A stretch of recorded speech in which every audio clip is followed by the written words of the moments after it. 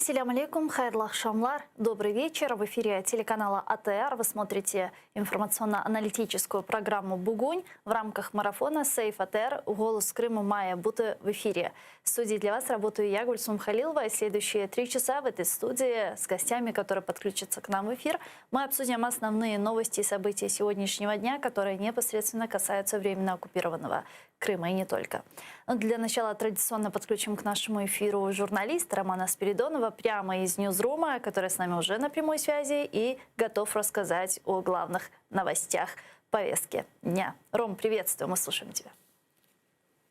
Приветствую, Гурсу, приветствую всех, кто смотрит сейчас наш эфир. Служба новостей «Заман» готовит свой выпуск к 19 часам. Традиционно он будет в эфире. Ну а пока я подробнее расскажу о некоторых новостях, которые будут в нашем выпуске. Оккупанты обыскали дом политзаключенного Энвера Ситосманова в селе Тыловое под Севастополем и увезли на допрос его брата Эрнеста. В декабре 19-го Южный окружной военный суд Ростова-на-Дону приговорил Энвера к 17 годам колонии строгого режима по надуманным обвинениям в терроризме и участии в запрещенной в России организации Хизбут-Тахрир, но силовики не оставляют в покое и его родных. Это уже третий обыск в доме, где жил осужденный. ФСБшники ворвались вчера в 6 утра, тогда, когда живущий там брат совершал намаз. Силовики заломали ему руки, 3 схватили за ноги, а 1 держал в удушающем захвате. Только после того, как Эрнесту стало плохо, следователь приказал отпустить его. После этого Ситосманова отвезли на допрос, который длился 6 часов. Он отказался подписывать протокол обыска и давать какие-либо показания против себя и своих близких. Парня отпустили после того, как он согласился подписать документ о неразглашении того, что было на допросе. Оккупанты просят Следственный комитет и ФСБ России открыть дело против 12 граждан Украины за водную блокаду. Об обращении к силовикам заявил так называемый вице-спикер оккупационного парламента Ефим Фикс. В этом списке Андрей Сенченко. Он в марте 14-го занимал должность заместителя главы администрации президента, лидер крымско-татарского народа Мустафа Аджемилев, председатель Меджлиса Рифат Чубаров, вице-президент Всемирного конгресса Ленур Ислямов, экс-постоянный представитель президента Украины в Крыму Борис Бабин, первый и 5-й президенты Украины Леонид Кравчук и Петр Порошенко. Оккупационные власти намерены подать иск на Украину из-за перекрытия севера Крымского канала, ведь Днепровская вода на 85% обеспечивала полуостров водой. Оккупанты уже потратили более 100 миллиардов рублей на то, чтобы возобновить запасы пресной воды, но безуспешно. На оккупированном полуострове массово введены ограничения воды. Отключить от платежной системы SWIFT. Европарламент представил проект резолюции по России. Евродепутаты обсудили ситуацию с оппозиционером Алексеем Навальным и увеличение военного контингента на границе с Украиной и подготовили новый пакет санкций. В нем, кроме отключения от системы SWIFT, остановка строительства газопровода «Северный поток-2», прекращение импорта российской нефти и газа, а также санкции против российских олигархов с заморозкой активов их семей и аннулированием виз. Также в проекте документа Европарламент призывает Россию вывести войска из Донбасса, вернуть Украине контроль над Крымом и гарантировать свободный проход судам в Черном море и соблюдать соглашение о прекращении огня на Донбассе. Это основные новости. Кроме этого, мы будем говорить о так называемом суде над лидером крымско-татарского народа Мустафой Джемилева, который проходит в оккупированном Крыму. Расскажем о ситуации с коронавирусом на полуострове и многое другое. Поэтому смотрите наш эфир, следите за новостями в 19:00 на украинском языке и в 21:00 на крымско-татарском. Гульсом. Сагул Роман. Это был наш журналист Роман Спиридонов прямо из Ньюзрума. Не пропустите вечерние выпуски новостей «Заман» на крымско-татарском и украинском языках. Ну а мы работаем в прямом эфире. На экраны ваших телевизоров режиссеры периодически выводят номер телефона +3 8073 419 41 58. Звоните к нам абсолютно бесплатно по Вайберу. Присоединяйтесь по скайпу. atr.tv – это наш адрес. Подписывайтесь на сайт телеканала ATR, atr.tv.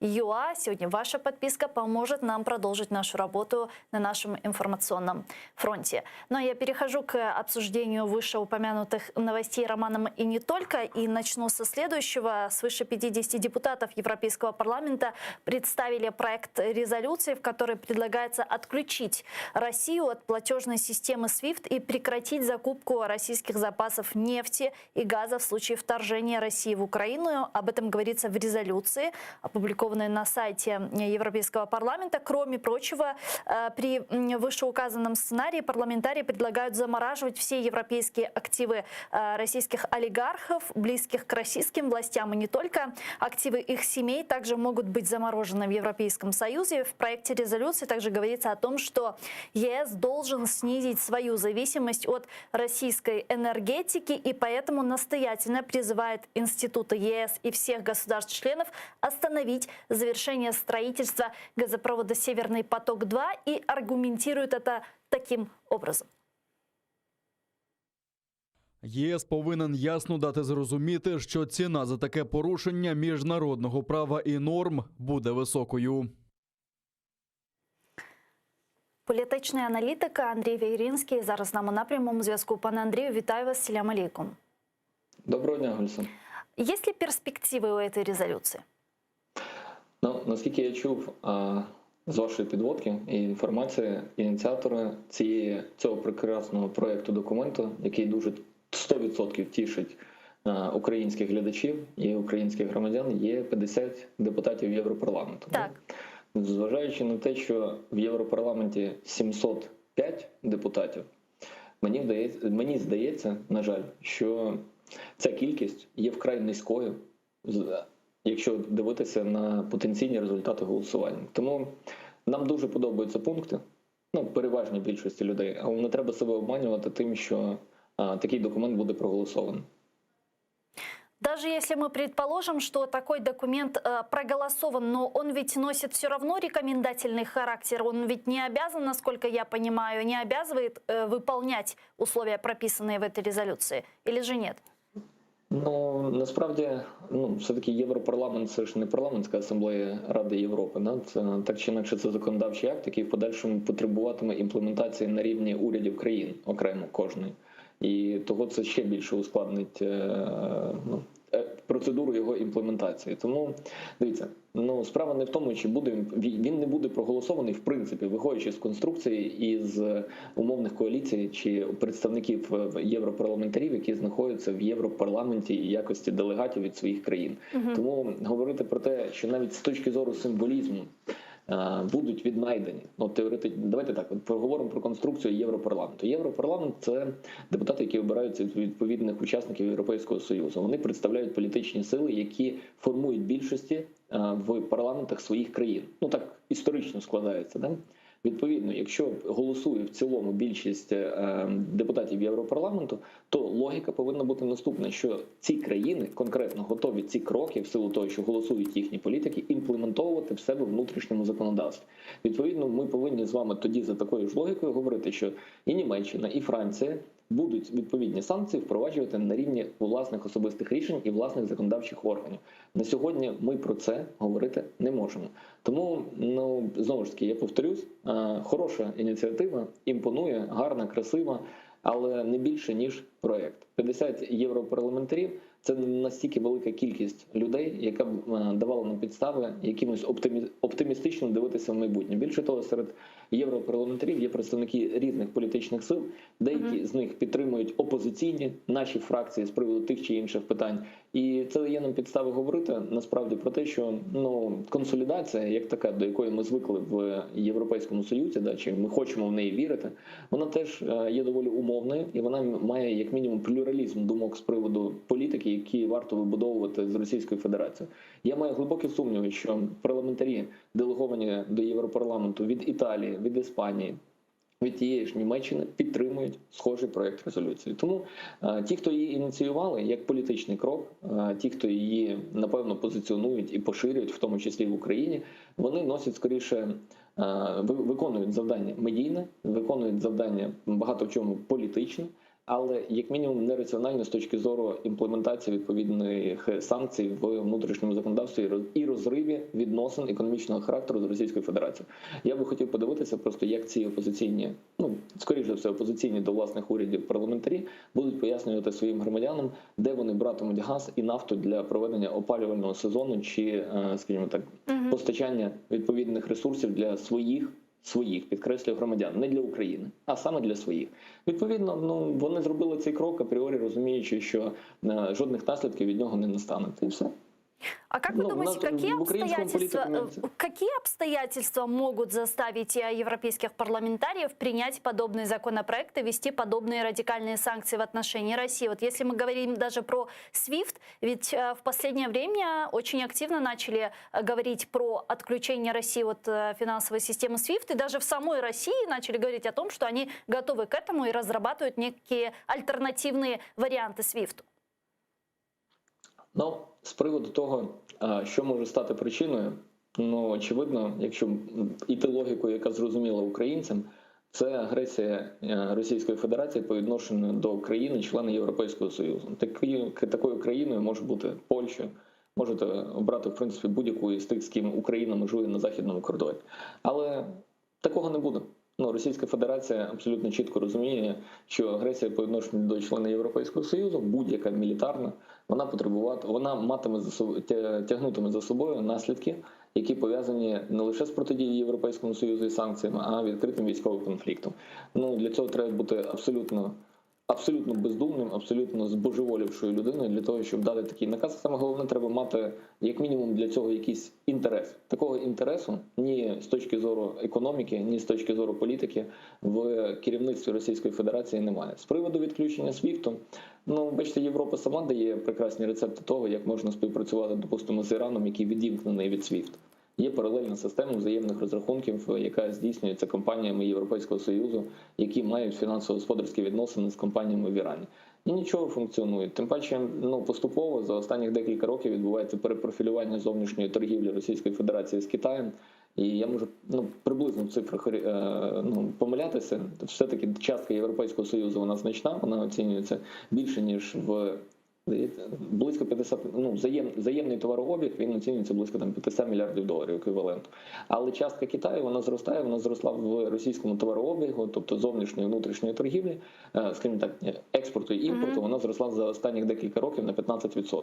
Тобто Росія абсолютно чітко розуміє, що її запасний вихід, її потенційна співпраця, її фінансово-господарські взаємовідносини, вони повинні бути диференційовані і орієнтуватись не лише на Європу, а більше все-таки тяжіти до Китайської Народної Республіки, де якраз уже з огляду, допустимо, на золотовалютні резерви Російської Федерації, значна частина яких номінована в юані, вони можуть собі дозволити не використовувати SWIFT як міжнародну платіжну систему.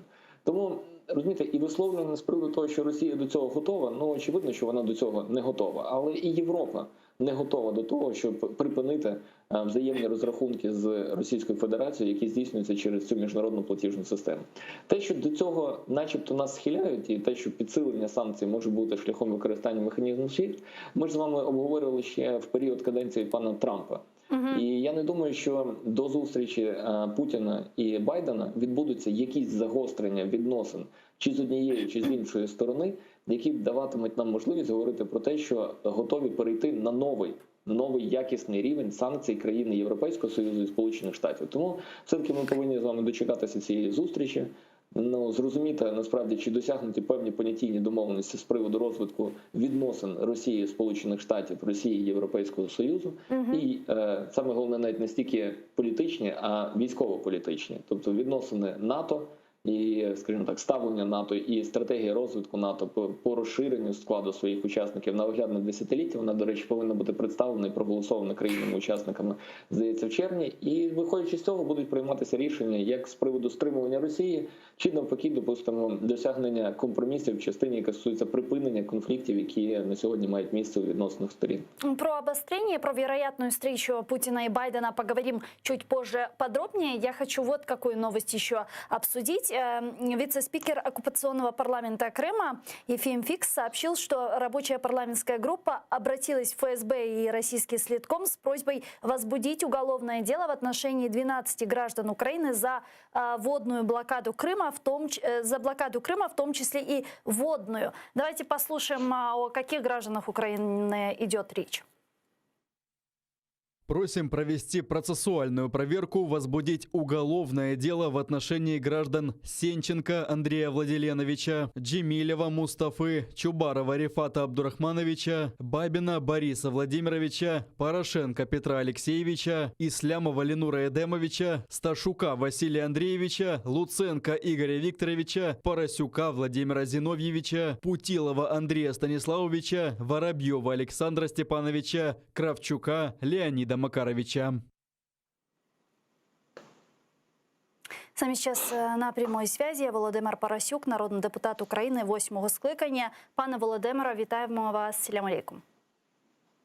Доброго дня. Так, ну что ж, я могу вас поздравить. Вас внесли в список граждан Украины, которые нанесли колоссальный ущерб оккупантам. Вы рады? Якщо чесно, я вам скажу, що всі ці новини в мене тільки викликають сміх. І, якщо чесно, я дуже не люблю коментувати рішення, які були прийняті окупаційною владою, тому що коли ти даєш оцінку їхнім діям, то ти їх десь там формально тримаєш в якомусь певному політичному процесі. Вони для мене є злочинці, вони для мене є окупанти. І тому, знаєте, коментувати всі ці дії, це неправильно раз. А по-друге, я поважаю вас, поважаю себе, і тому немає ніякого сенсу. Треба зрозуміти одне, що в Росії логіки нема. Це країна-злочинець. І повірте мені, що ті події, які відбувалися в той час, коли блокували півострів, треба розуміти, які рішення були прийняті з сторони України. В першу чергу це була акція, яку започаткували корінні жителі півострова, це кримські татари. Це вони були ініціатором і покликали всю Україну допомогти їм в цій акції. Друге, ми є незалежна держава і ми приймаємо рішення самі. Нам не потрібні якісь там, не знаю, підказки з сторони невідомих формувань, тим більше, якщо вони які окупували частину нашої країни. Ну і третє, ми мусимо розуміти, що це є частина інформаційної війни. Зараз Крим потерпає від того, що немає води. Ми бачимо по всіх новинах, і російська влада повинна зробити знову міф про фашистів, про таких от злих людей, які їм відключили воду. І вони оцей міф, який вже повністю себе вичерпав, вони далі його підігрівають такими заявами. Але ви зрозумієте, що завтра, післязавтра люди, які лишились на окупованих територіях, відкриють крани і звідти вода не потече. І вони будуть далі запитувати в окупаційної влади, а чому немає води? Ну добре, вони злочинці. Так, а ви саме злочинці, тому що ви свій народ призводите до того, що ви от такими речами нас просто мучите. І тому це все частина інформаційної війни, і я дуже не хочу бути одним з її елементом, бо тому що, напевне, мої вислови поріжуть на цитати, а я хочу одне донести. Для мене Росія – це ворог, яка окупувала Крим, яка веде війну проти України. І я хочу, щоб вони в цьому статусі завжди були. Всі ці люди, які зараз в Криму називають себе владою, це все терористи, це все люди, які окупували нашу територію, які спрямовано працюють проти нашої незалежності. Вони, знаєте, вони написали, що що там було питання про геноцид і так далі. Хай Росія відповість як послідовник Радянського Союзу за геноцид кримсько-татарського населення і геноцид українського народу. Ми, українці, ще раз кажу, кримські татари прийняли таке рішення, і знову ж воно було ініційоване саме тими людьми, які там жили. Я з Львова не приїхав сам блокувати півострів. Я послухав тих людей, які серед кримських татар, яких я знав, які подзвонили, сказали: Володя, приїжджай, і ми це зробимо. Тому от така от ситуація. А те, що вони говорять на своїх телеканалах, ну слухайте, вони багато чого говорять, але там правди і логіки нуль. Тому менше звертати на це увагу і йти своїм шляхом. Єдиний мінус – це, можливо, вони будуть позиватися в різні, ну, якщо відкриють кримінальне провадження, їхній слідчий комітет, бо я знаю по собі, вони можуть подавати в Інтерпол в розшук, і людям, які є з цього списку, будуть мати проблему з перетином кордону, але європейські країни сприймають це, ну, вони розуміють ситуацію і немає ніяких претензій до українців. А от що стосується там країн, з якими Росія має якісь внутрішні договори, то можуть виникнути серйозні проблеми, і може навіть бути таке, що там людина поїхала, наприклад, і взяли депортувати, ну, відправили в Росію, там як нібито злочинця. Тому вони мені ці проблеми створювали. Я вже це раз пережив, але повірте мені, не страшно, і я знаю, что это все закінчиться и все буде в нас добре. Дякую. Пане Володимире, и вот можно еще один вопрос, буквально минутка и займет вашего времени. А как вы оцениваете последние заявления советника главы Офиса президента Андрея Ермака относительно возможной подачи воды в Крым и использования воды как элемента торга между Россией и Украиной? Как джокер? Дивіться, ми ще раз говоримо про те, як ми сприймаємо півострів. Ми розуміємо, які люди відповідають за те, що там має відбуватися. Тому за столом переговорів мають сидіти лідери кримсько-татарського населення. Так як ми всі говоримо про те, що більше автономії, цей край повинен мати чіткий юридичний статус. На жаль, його досі ніхто до кінця не довів. Це все знову ж зависло в кабінетах Верховної Ради. І за моєї каденції ми хотіли ще більше надати прав кримсько-татарському населенню. І тому, якщо Андрій Єрмак знову ж прийняв собі такі якісь там рішення або припускає такі якісь твердження, то він хай спочатку запитає в тих людей, які пережили всі оці от знущання сторони Росії, які там жили, які втратили свої корінні такі от місця, де вони народились, а тоді вже висловлює свою думку. Я підтримую будь-яке рішення, яке приймуть ваші лідери, які скажуть, яке прийме ваш народ, правильніше.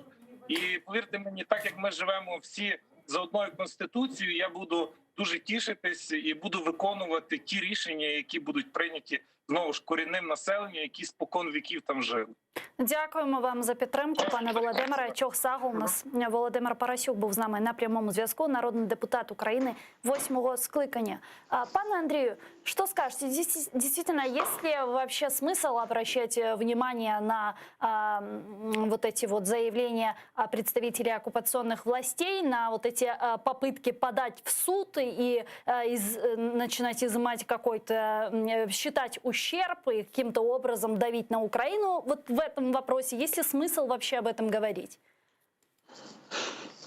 Моє глибоке переконання, сенсу про це говорити взагалі немає, але ми тим не менше про це з вами говоримо. Тому, судячи з усього, доведеться, незважаючи на те, що ця заява, вона за великим рахунком, вона ж лише на користь політикам, тим, які в ній перечислені, і окремим фізичним особам, на кшталт тієї особи, яка щойно включалася в паралельному ефірі. Ну, вона фактично робить для певної категорії громадян їх 100%, ще більшими патріотами, раз ситуація виглядає таким чином, що Російська Федерація за такий крок, який називається обмеження можливості водопостачання, планує здійснювати щодо них кримінальне переслідування. Але це кримінальне переслідування, воно так само, як і для внутрішньої аудиторії Російської Федерації, є лише політичним закликом, і так само і для українських фігурантів, зокрема і для Петра Олексійовича Порошенка, воно не тягнутиме жодних правових наслідків. Не думаю, що вони планують відвідувати Російську Федерацію в оглядному майбутньому. Це раз. А друге, я не думаю, що країни Європейського Союзу, які, можливо, теоретично колись будуть розглядати подання про проведення, про затримання, про розшук, затримання і доставлення до слідчого комітету Російської Федерації цих осіб, вони розглянуть і віднесуться до нього серйозно. Вони сприймуть це як політичне переслідування раз, а друге, вони дадуть мотивовану відповідь про те, що насправді це рішення України з приводу щодо території і щодо Автономної Республіки, яка є частиною її суверенної території, а як наслідок, якщо ви, окупаційна влада, вважаєте, що ви не можете забезпечити потреби тої території, яку ви ж і окупували, то визнавайте це на міжнародному рівні і відмовляйтеся від окупації. Це черговий аргумент на користь того, щоб Росія відмовилася від тих дій, які вона вживає. Тому десь так. Соединенные Штаты Америки поддержали создание Крымской платформы и заявили о своей готовности присоединения к ней для прекращения российской оккупации Крымского полуострова, сообщают в офисе представителя Госдепа США.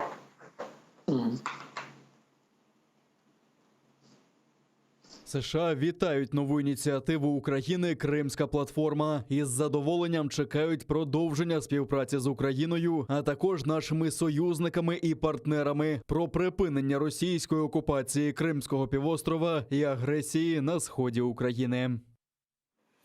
Пане Андрею, мы с вами много раз уже обсуждали в этой студии Крымскую платформу. И вот сейчас мы видим действительно активную работу в Министерстве иностранных дел Украины, нашей дипломатии в этом направлении. И вот уже буквально через 3-4 месяца должно состояться первое заседание Крымской платформы, то есть инаугурационный саммит. Вот какой итог работы в рамках этого саммита вы бы считали наиболее успешным? В будь-якому випадку найбільш успішним результатом роботи цього саміту буде той, який тягнутиме за собою наслідком повернення Автономної Республіки Крим до складу суверенної України і виведення збройних військових формувань, а також спецпідрозділів і громадян Російської Федерації, які незаконно там знаходяться. А к такому результату платформа може привести? Чи є у платформи засоби для того, щоб досягнути цього результату? Я поки не відбувся установчий з'їзд, поки я не зрозумів складу учасників, суб'єктів, які будуть приймати в ньому участь, які вони готові взяти на себе зобов'язання, я вам відповісти не можу. Ми говоримо з вами про платформу як форму, а форма завжди наповнюється змістом. І ось цей зміст – це якраз взаємні права і обов'язки, які беруть на себе сторони її учасників. Цього ми з вами, на жаль, не знаємо. А як наслідок обговорювати форму, не розуміючи зміст, це все рівно, що говорити про, про певну, скажімо так, повітряну кулю. І то вона може бути наповнена або повітрям, або певним газом, або гелієм, або водою, або іншими рідинами. І ми ж не знаємо, насправді, чим вона наповнена. Вона просто куля.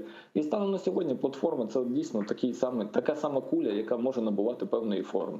І заяви Сполучених Штатів, дивіться, в світі, насправді, і в тому числі політика Сполучених Штатів, яка в подальшому проєцюється в активні дії, пов'язана з захистом неціннісних інтересів.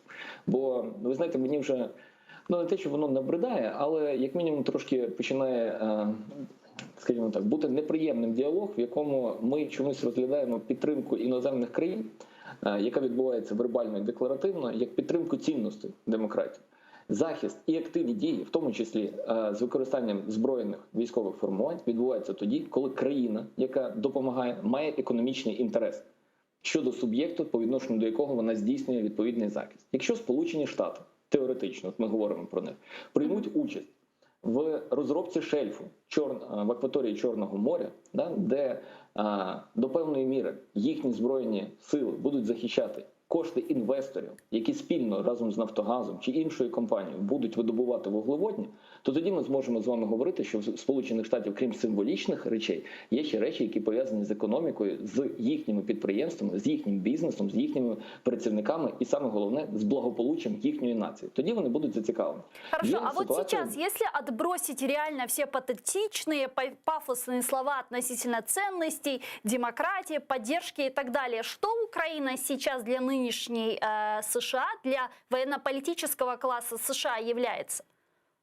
Моє переконання, що Україна є засобом. Україна апріорі в ситуації з Російською Федерацією є жертвою агресії значно сильнішого противника, тою жертвою, яку не захистили її союзники. Це для нашого з вами сприйняття.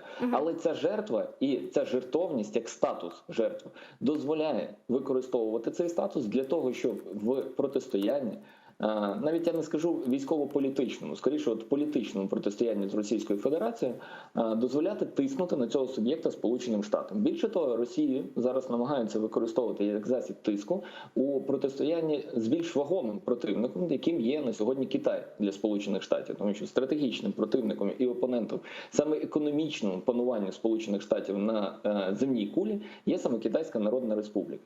І розуміючи це, що союз технологій, якими володіє, допустимо, Китайська Народна Республіка, і ресурсів, безмежних природних ресурсів, якими володіє Російська Федерація, можуть створити союз, який багато в чому потенційно перехопить ініціативу першої економіки і, скажімо так, першої скрипки, які є на сьогодні в Сполучених Штатах, і змушує Сполучені Штати шукати засоби для пошуку, в тому числі компромісу з Російською Федерацією. І повертаючись знову ж таки до економічної складової, тому що вона важлива. Розумієте, от коли ми з вами говоримо про те, що в Сполучених Штатів є стратегічні союзники, не Україна їхній стратегічний союзник. Найближча до нас економіка, яка є для них стратегічним союзником, є економіка Польщі. Польщі, ви можете згадати, допустимо, глобальні економічні проекти, в які в Україні інвестує Польща. По пам'яті, от з того, що я за останніх декілька років читаю, тому що в нас складні відносини з Польщею, да? Хоча ми говоримо про те, що ми є союзниками і маємо спільні кордони, з глобального є угода з польським банком, якщо я не помиляюсь, нашої комерційної мережі «Епіцентр» про кредитування під доволі хороший відсоток, здається, 3% річних, да, це одна із інвестицій, чи інвестицій в формі інвестування спільного бізнесу польського банку і української мережі будівельних, побутових і інших товарних супермаркетів, да, які формують робочі місця в країні, будівництву елеваторів. Здається, сума угоди оцінюється близько 1,3 чи 1,5 мільярда доларів, да, еквівалент, чи євро. Це не настільки важливо. Так от, польський уряд буде захищати цей проект, тому що там концентруються його фінансові інтереси, в тому числі. Якщо б в Україну, за аналогією навіть з цією кредитною угодою, яка теж створить чималу кількість робочих місць в Україні, вкладали Сполучені Штати, не кошти фінансової допомоги військової, там 250 чи 300 мільйонів, які освоюються на придбання їхньої ж зброї, чи освоюються їхніми ж інструкторами, які навчають українців. Да? Тобто гроші не виходять з кругообігу, які стосуються американського ринку, а вкладали саме в економіку України, то вони б і мали інтерес захищати їх. Чому, як ви гадаєте, в 2014 році, коли почалася активна фаза військового конфлікту, да, і анексія Криму, чому почали з українських проєктів виходити Ексон, які повинні були розробляти, допустимо, сланцеві породи на території сходу України. Тому що якщо Ексон би залишався, да, чи ExxonMobil, чи там ще одна компанія була із однієї з п'ятірки найбільш потужних нафтовидобувачів і газовидобувачів у світі, теж американського походження, якщо б вони залишились і щодо їх об'єктів здійснювалася агресія, то американці повинні були б захищати їх мілітарно. Але вони вийшли, і тим самим, за великим рахунком, сказали про те, що Україна інвестиційно не приваблива, але свою інвестицію можна ж було б захищати. І з огляду на те, що вони це зробили, значить, вірогідніше за все, в активну фазу вони не хочуть вступати. Хоча в Ірані, допустимо, чи в інших країнах Перської затоки, які багаті вуглеводнями, якраз і здійснюється військова інтервенція, військовий захист, під предлогом цінностей, демократія, лібералізм, повален тоталітарний режим і так далі і тому подібне, але в першу чергу природа цих конфліктів, навіть якщо, дивіться, це знову ж таки інформація, розумію, що вона загубиться в інформаційному потоці, але Іран і санкції по відношенню до Ірану, вони в першу чергу пов'язані з тим, що ця країна є одним із найбільших, якщо не найбільшим у світі, суб'єктом, який має поклади вуглеводні. А Китай і протистояння Китаю Китай є тим суб'єктом, який має найбільший ринок споживань вуглеводнів. Як наслідок, союзницькі відносини між Іраном і Китаєм, які, до речі, теж розвиваються доволі таки непогано, і були інвестиційні угоди укладені, вони є кістка в горлі для Сполучених Штатів, чого вони теж допустити не можуть. Тому, якщо перевести діалог з площини цінностної в площину прагматичну, бо американці, при всій повазі, вони прагматики. Вони будували своє суспільство саме на грошах. І коли ми це переведемо, коли ми зрозуміємо це і зрозуміє Офіс Президента, то тоді ми будемо говорити трошки про інший рівень діалогу, як в Кримській платформі, так і в питаннях, які стосуються реінтеграції Донбасу. Ми повинні фінансово зацікавити суб'єктів захищати Україну. Вот в таком случае, пане Андрей, у нас, к сожалению, не так много времени, вот буквально 2 минутки остается. Вот в таком случае на возможном саммите, на возможной встрече Байдена и Путина в июне месяце этого года, за какими скобками останется Украина? Україна буде лише одним із питань, це точно. І Україна буде, ну скажімо так, тим питанням, в якому сторони можуть досягти компромісу за умови, що вони досягнуть їх в більш вагомих питаннях. Вона не буде ключовою. Ну, ми, на жаль, ми суспільство, яке схильне гіперболізувати своє значення. Яке наше значення країни з точки зору економіки в глобальному світі? Ми є джерелом робочої сили. Робоча сила переміщається абсолютно спокійно, незалежності від військового конфлікту. І якщо дивитись по по експортній продукції, ми є джерелом вкрай екологічно брудного виробництва чорних і кольорових металів, які в вигляді заготовок експортуються в країни Європейського Союзу, Сполучених Штатів, Китаю, де відбувається вторинне перероблення значно більш чисте. Тобто, з формальної точки зору, в Україні є природні ресурси, які ми видобуваємо, переробляємо на застарілих технологіях, шкодимо своїй екології, а в подальшому цивілізовані країни зроблять цього продукту з доданою вартістю. Ми втрачаємо своє логістичне значення, про яке ми звикли з вами говорити. Ми за декілька років перестанемо бути газовим хабом чи газовим транспортиром для Європейського Союзу. Відповідно, наша вага знову знизиться. Якщо ми говоримо про один пояс, один шлях, він іде в обхід нас. Якщо ми говоримо про транспортне сполучення з використанням акваторії Дніпра чи Дунаю, то давайте згадаємо, хто у нас північний сусід. І давайте згадаємо, як зараз у нас вибудовуються відносини з ними. І тут ми прийдемо з вами до висновку, що всі наші плюси і всі ті козирі, які у нас насправді є, ми не масштабуємо і не покращуємо, а ми лише їх девальвуємо. І за таких умов ми точно не є центром всесвіту. Дякую вам, пане Андрію Чохсалому, за дуже змістовну відповідь. Андрій Вігерінський був з нами на прямому зв'язку, політичний аналитик. Тем временем украинским военным не стоит терять бдительность после заявления главы МИД РФ Лаврова об отводе войск к границе Украины. Об этом сообщил Сергей Кривонос, генерал-майор ВСО и бывший заместитель секретаря РНБО Украины. Вот его цитата. Попередні 3 тижні було брязкання зброєю, залякування. Показали свою спроможність і агресивність. Потім виступили, що вони прибирають свої війська, розташовані вздовж наших кордонів, а зараз продовжують тиснути. І справа полягає в тому, що обіцяти не значить одружитися. Так само і тут сказати, що прибрали війська і здійснити реально – це зовсім різні речі. Тому завдання номер 1 – завжди тримати наше керівництво для росіян в напруженому стані, щоб ми завжди очікували якоїсь несподіванки. Россия начала частичный вывод войск с территории временно оккупированного Крыма. В то же время отвод российского войска от восточной границы Украины в Воронежской области так и не наблюдается. Об этом сообщил глава Государственной пограничной службы Украины Сергей Дейнеко. Після анонсованої заяви міністра оборони Російської Федерації Шойгу про те, що з 23 квітня вони почнуть відведення військ, дійсно наша розвідка спостерігає, що процес цей частково розпочато. На даний момент ми бачимо цей процес на території тимчасово окупованого Криму. Олексій Гетьман, військовий експерт, ветеран російсько-української війни. Зараз з нами на прямому зв'язку. Пане Олексію, вітаю вас. Салям алейкум. Салям алейкум. Расслабляться не стоит пока що? В будь-якому випадку. Справа в тому, що це відведення військ, про яке тільки що ви казали, воно є не справжнім відведенням, якщо так можна сказати, тому що війська не відводяться на свої пункти постійної дислокації, де вони мають знаходитись. Вони просто відходять на декілька кілометрів, десятки кілометрів від наших кордонів. Хіба що в Криму вони вивозять ці війська. Там дійсно спостерігається деяке відведення військ. А ті війська, які на східному кордоні в нас знаходяться, вони відійшли на відстань, яку можна подолати в будь-якому випадку менше, ніж за добу. Тобто це не можна вважати повноцінним відведенням військ, тому пильність втрачати в будь-якому випадку не можна.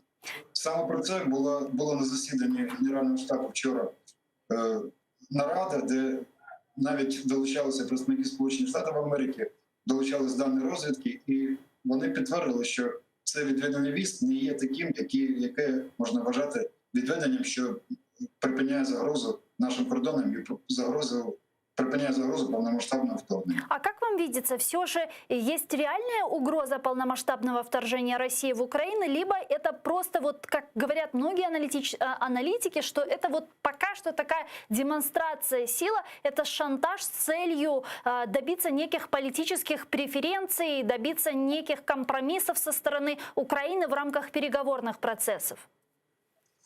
Ну, навряд чи це якось може вплинути на переговорні процеси. Я думаю, що оця демонстрація сили, ну давайте так, поступово. По-перше, чи можливо повномасштабне вторгнення? Такою кількістю військ, яке зосереджено, ну майже там 150 тисяч людей, на наших кордонах повномасштабне вторгнення неможливо. Бо це не є ударна групіровка, яка може зробити наступ по всій лінії зіткнення. Це може бути якась локальна провокація, це може бути наступ в якомусь одному напрямку, невеличкому там коридором, буквально там 10-20, ну до 50 кілометрів. Це не є групіровка, яка може атакувати. По-друге, ну повномасштабно атакувати. Так. По-друге, навіщо це робиться? Ну, нас вони не налякають, тому що ми бачили, ну, багато чого бачили, ми знаємо, як вони себе поводять. Це тиск навіть не на нас, а тиск на Сполучені Штати, на європейських наших партнерів, на Францію та Німеччину, щоб вони, як то кажуть, почали хвилюватися з приводу того, що це повномасштабне вторгнення цілком можливо. Якщо буде повномасштабне вторгнення, ми ж розуміємо, що це буде, якщо не світова, то це буде європейська війна. І до цієї війни будуть долучені і Сполучені Штати, ну, принаймні, Німеччина та Франція точно, а скоріше за Сполучені Штати. Тому вони цього дуже не хочуть, і вони, ну, ми бачимо, як підтримка на міжнародній арені України потрошечку зменшується. Вже добудується, скоріше за все, Північний поток-2. Позиція Макрона трошечки змінилася, позиція Меркель трошечки змінилася. Дякувати Богу, що є Сполучені Штати і Велика Британія з Канадою, які нас продовжують підтримати. От крейсер, авіанесущий крейсер Королева Єлизавета має зайти в Чорне море. Ну, це британський крейсер. Американці розвернули свої кораблі, а британці зайдуть. Ну а вчера ведь в Черное море зашел катер береговой охраны США. Это несет какой-то месседж, по-вашему? Звичайно. Ви розумієте, справа в тому, що ці кораблі, які заходять з Сполучених Штатів, британські кораблі, ну я хочу вам сказати, що після війни з Наполеоном ніхто не переміг на морі Велику Британію. Воювати з нею на морі безперспективно, бо це велика морська держава, і воєнно-морський флот Британії, він, ну, поки що був непереможний. Це демонстрація сили. Ну, це відповідь на бряця. Вони, росіяни, показали свої м'язи, намагалися налякати наших партнерів, ну, трошечки може налякати наше керівництво, чи подивитися, як наше керівництво на це відреагує, злякається чи ні. Ну, і відповідь вони отримали, що навіть невеличкий береговий крейсер – це корабель, який здатний нанести дуже велику шкоду застарілому Чорноморському флоту Росії.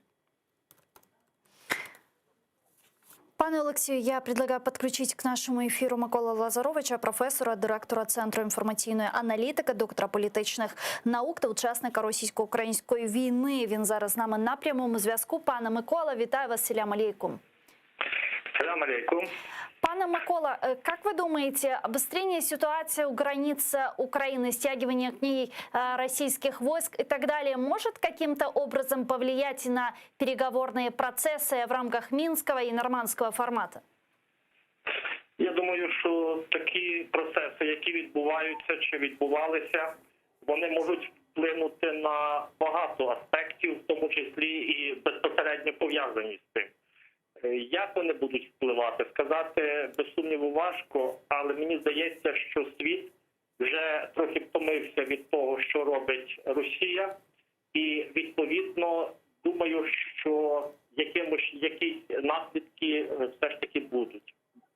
Сейчас активно и всерьез обсуждают возможную встречу президента Украины Зеленского с президентом России Владимиром Путиным. Как вы думаете, есть ли сейчас целесообразность в такой встрече, есть ли в ней смысл, и если да, то может ли она привести к каким-то конкретным результатам? Я вам чесно скажу, що я не вірю в переговори з паном Путіном, зокрема і загалом з Росією. До тих пір, поки для них чи на них не буде серйозного тиску від світової спільноти, ми якогось результату навряд чи отримаємо. Тому що Росія завжди грає вдовго. Вона грає одночасно на кількох дошках, якщо говорити шахматними термінами. Відповідно, вони будуть вимагати від нас того, що ми запропонувати їм не зможемо. Тому що червоні лінії обов'язково мають залишитися. Так, вони сьогодні навіть можуть поставити питання про те, яку роль має відігравати українська мова в нашій країні. Це червоні лінії. Ми не можемо на це погоджуватись. Скажімо, я був там на війні не для того, щоб щось втрачати. І в цьому плані переконаний, що так, якщо є змога розмовляти, треба розмовляти. Але чи це принесе нам користь? Велике питання. Тогда есть ли смысл во всех переговорных процессах нормандском, в Минском? Это просто процесс ради процесса, затягивание времени для чего?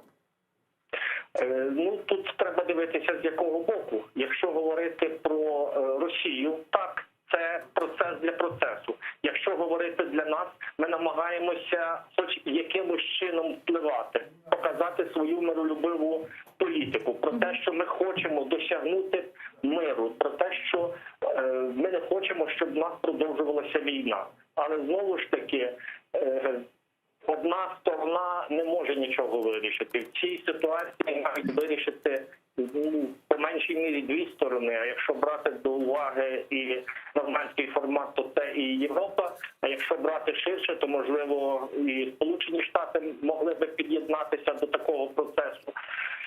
Поки що, мені здається, не виглядає так, що ми найближчим часом домовимося про мир. Дякую вам дуже, пане Микола. Микола Лазарович був з нами на прямому зв'язку. Професор, директор Центру інформаційної аналітики, доктор політичних наук та учасник російсько-української війни. Пане Олексій, вот буквально минутка у нас еще есть. Как вы думаете, встреча Путина и Зеленского изменит что-то? Она поможет добиться мира? Или же в нынешней ситуации смысла в ней нет? В цій зустрічі смисла ніякого нема. Ну, по-перше, я вважаю, що ця зустріч не відбудеться, тому що в неї Путін не бачить в неї сенсу. Він же каже, що ми можемо зустрітись і обговорювати україно-російські відношення, але не стосовно Криму та Сходу, де у вас йде внутрішня громадянська війна. Він ставить рамки, за які він не хоче виходити, Путін. Це буде такий формат буде перемовин. Про що Зеленський має поговорити з Путіним? Яким чином? Знаєте, якщо є хвилинка, я можу встигнути. Ви знаєте, будь-який виступ лідера якоїсь країни стосовно міжнародних відношень, є тільки три причини, чому це робиться. Перша причина – це для зовнішнього сигналу для партнерів, для інших країн, як ми плануємо щось зробити.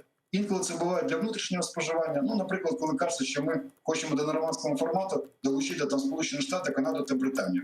Пробачте, нормандський формат – це 4 країни. І кожна країна має на це погодитись. Як вважаєте, Росія погодиться долучити Сполучені Штати до цього формату? Звичайно, ні. Тому це правда, це висловлення йде виключно для внутрішнього споживання. Для нас з вами, для мешканців України. І третя причина – це, пробачте, звичайно, дурість. Не то якось покори. Тому, що це за... Давайте зустрінемося в Ватикані. Давайте на Марсі зустрінемося. Давайте з Ілоном Маском домовимося. Ну це просто неможливо чути інколи. Тому що вони не знають, що робити сьогодні. І вони намагаються знайти якісь шляхи і кажуть, аби що сказати, щоб тільки якось ми на це відреагували. Давайте долучимо Ватикан, давайте долучимо Сполучені Штати. Росія буде проти. Росія сказала чітко, Путін, розмовляємо про відносини Україна-Росія. Донбас за дужки, Крим за дужки. Про що розмовляти? Чого? Очі подивитися.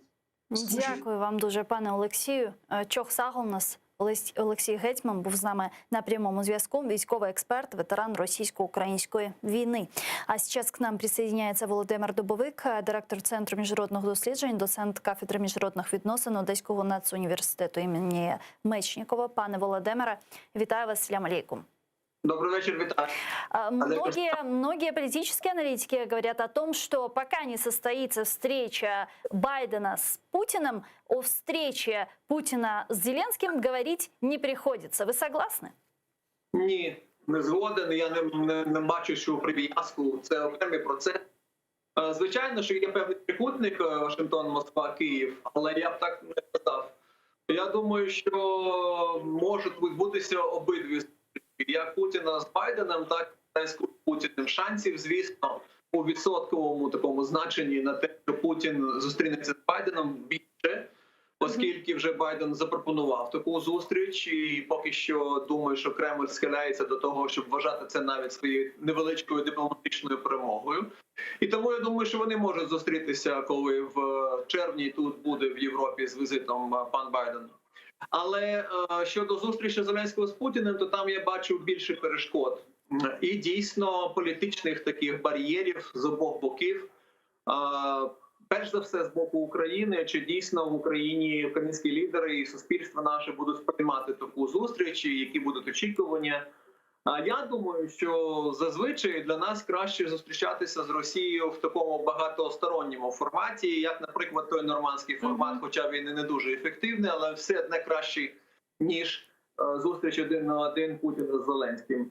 Тому думаю, що для нас краще все ж таки залучатися, намагатись залучати інших партнерів, наших союзників до цих перемовин з Москвою. Но если говорить про возможные переговоры Байдена и Путина, кому больше нужна эта встреча, по-вашему? Ну, вона дуже важлива для обох сторін, я думаю. Для Путіна дійсно це важливо, бо це сприяє його статусу міжнародному. Він весь час намагається показати росіянам, всьому світу, самому собі, що він впливовий лідер, що з ним рахуються, що це є велика держава. Тому, власне, я думаю, що вони одна з причин, з яких було це скупчення військ і ескалація навколо наших кордонів, це те, що Росія надсилала той сигнал Заходу, і перш за все новій адміністрації американській Байдена, що з нами треба рахуватися. Ми впливова сила в регіоні і майте це на увазі. Ну і отримали певний сигнал, так, окей, ми знаємо, що ви впливова сила, ми вас визнаємо. І через це навіть є пропозиція зустрітися і обговорити питання. Тому, а з американського боку вони також хочуть підтримувати діалог з Путіним, бо просто обірвати діалог, не розмовляти з ним, повністю його ізолювати, це буде означати зменшення можливості і важелів для Америки впливати на поведінку Росії. Задля того, щоб впливати навіть критично, навіть негативно, навіть робити тиск на Росію, все одне треба мати оці відкриті канали зв'язку. І треба зустрічатися. Бо дійсно це дві великі держави, одна наддержава Америка, інша велика держава, і їхнім лідерам треба час від часу зустрічатися. Головне, в якому форматі буде ця зустріч, який характер. Поки що розмова телефонна остання Байдена з Путіним показує, якщо читати американський реліз, прес-реліз, що доволі жорстко, принципово Байден з Путіним говорив. Якщо такий підхід збережеться, то це ніяким чином не буде означати слабкість Америки чи здатність і готовність Америки поступатись, в том числе украинскими интересами. Президент США Байден в своем обращении к Конгрессу заявил, что не пытается усилить напряженность с президентом России после введения новых санкций за кибератаки и за вмешательство в выборы США. Давайте послушаем его прямую речь и продолжим. With regard to Russia, I know it concerns some of you. Що стосується Росії, я дуже ясно дав зрозуміти президенту Путіну, що хоча ми не прагнемо до ескалації, їх дії матимуть наслідки. Я прямо і пропорційно відреагував на втручання Росії в наші вибори і кібератаки на наш уряд та бізнес. Але ми також можемо співпрацювати, коли це в наших спільних інтересах, як ми вчинили при продовженні договору про скорочення ядерних озброєнь, і як ми працюємо над вирішенням кліматичної кризи. We can also cooperate when it's our mutual interest. Пане Володимире, вот переведите на человеческий язык с дипломатичного. Что это означает? С одной стороны, Байден называет Путина убийцей, потом ему звонит, предлагает встретиться, а потом вводит санкции. Сейчас говорит о том, что мы не хотим портить отношения, мы хотим налаживать наши отношения, но мы вот вводим санкции. Вот как это все объясняется? Це пояснюється дипломатією. Це таке дуже, я думаю, гарна і кваліфікована комбінація заходів чи засобів впливу на Росію. Спочатку піднімається риторичний градус, робляться заяви про те, що Путін вбивця, а потім слідує телефонний дзвінок, є розмова, є контакт. Потім йдуть санкції. Тобто це таке цікаве чередування мір чи заходів впливу на Росію, яка, власне, робить російське завдання трохи важким, бо вони не просто супротивник Америки, але не просто партнер. Тобто тут не нова холодна війна, але з іншого боку і немає нового перезавантаження на кшталт того, що Обама робив у 2009 році. Тобто це комбінація чередування засобів впливу на Росію, і це дуже цікаво, якщо дійсно ця адміністрація буде продовжувати слідувати цим шляхом. Я думаю, що може бути певний коефіцієнт корисної дії тут. Хоча, подивимось, бо зрозуміло, що дійсним підсумком, чи впливова буде, чи успішною буде така позиція політика Вашингтону зараз, буде, чи відбудуться зміни в поведінці Росії, в тому числі щодо України. А будет ли ужесточение санкций, как вы думаете? Последние же санкции, которые ввели, они ведь не настолько радикальные, не настолько эффективные, как говорят и оценивают многие аналитики. Може бути, цей варіант залишається, але американці не хочуть викладати всі свої карти на стіл. Це дуже важливо. Якщо ви просто задієте всі санкції, які теоретично ви можете задіяти, все. У вас не залишається жодних важелів більше для впливу на позицію.